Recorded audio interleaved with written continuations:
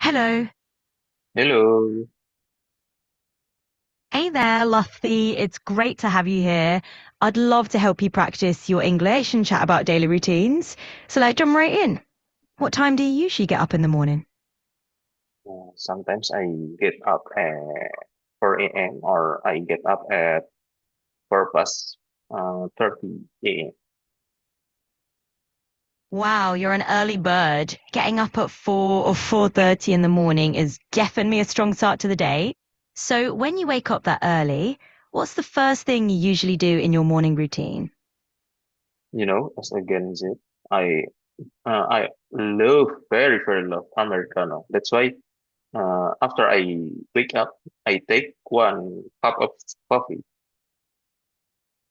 Ah, I hear ya. A good cup of American coffee can be the perfect kickstart in the morning, especially when you're up and going that early. All right, so let me ask you another question. After you have your coffee, what's the next part of your morning routine? Sometimes I don't fasting. I do some running, like an easy run for 5 kilometers. Is that good? Absolutely. That's a fantastic way to start your day. Getting in a 5 kilometer easy run is a great way to wake up your body and clear your mind. So let me ask you something in return. How does running in the morning make you feel for the rest of the day? When I start running without earphone, I can talk my own self about anything, about my problem, about my future, about my plan. That's a really cool way to do it. Running without earphones gives you that quiet space to just chat with yourself and think through everything on your mind. It's like a mini meditation on the move. So my follow-up for you is there any particular topic or problem that you find yourself thinking about a lot during those runs? Yeah, I always carry about my future, about my plan. Is that I can do all of my dream or not. Absolutely, Lottie. That's totally natural. When you're out there running and you're thinking about your dreams and your future, it's like you're giving yourself a little pep talk, right? It's a good way to motivate yourself and figure out the steps you want to take. And hey, if you ever want to talk through those plans or just brainstorm them out loud, I'm always here. So, what's one big dream that you're focusing on right now?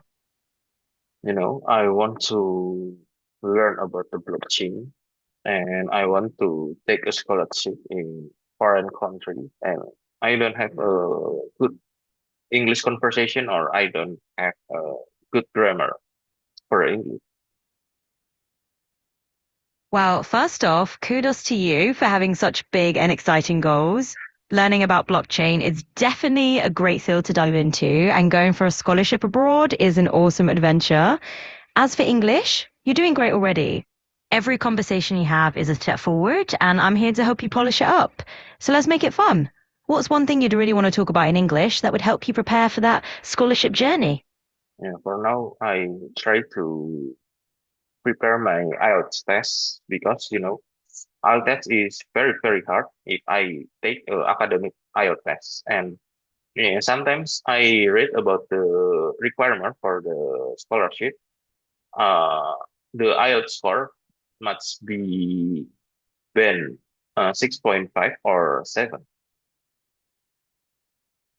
Ah, gotcha. The IELTS can definitely feel like a tough hurdle, but the fact that you're already diving into the requirements is a great start. And hey, aiming for a 6.5 or 7 is definitely doable with practice and time. So I'm curious, what's one part of the IELTS test, like speaking, listening, reading, or writing, that you find the trickiest? I think all of them. That's why I try to learn speaking first. And after that, I have a free time. I do some listening test, reading or writing on the English strip test website. That's a really smart approach. Tackling the speaking part first and then mixing in listening, reading, and writing when you have time is a great way to keep things balanced and not overwhelm yourself. So good on you for doing that. And just remember every little bit of practice really adds up.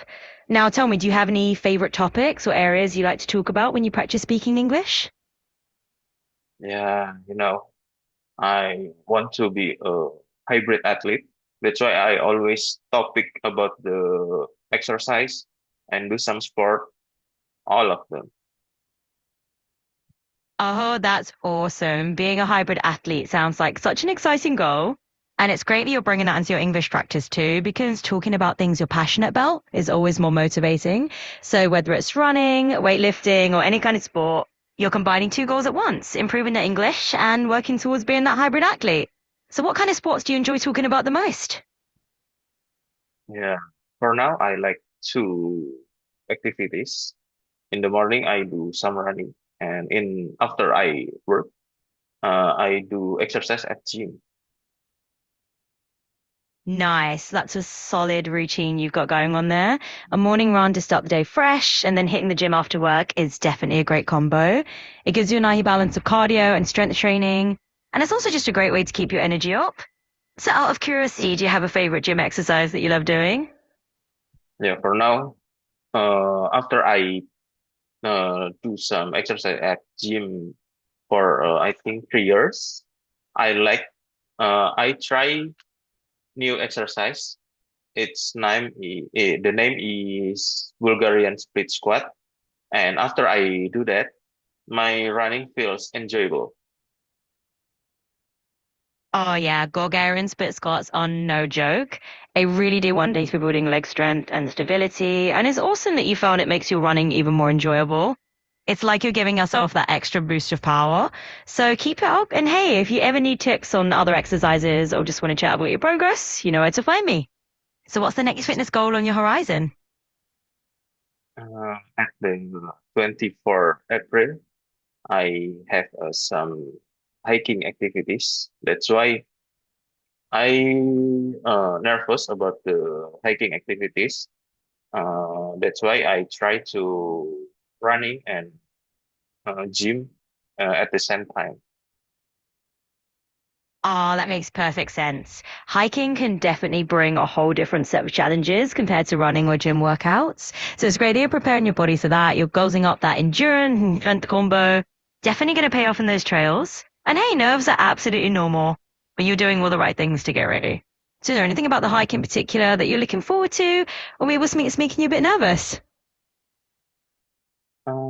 Because I'm obese, I'm nervous about the hiking activities.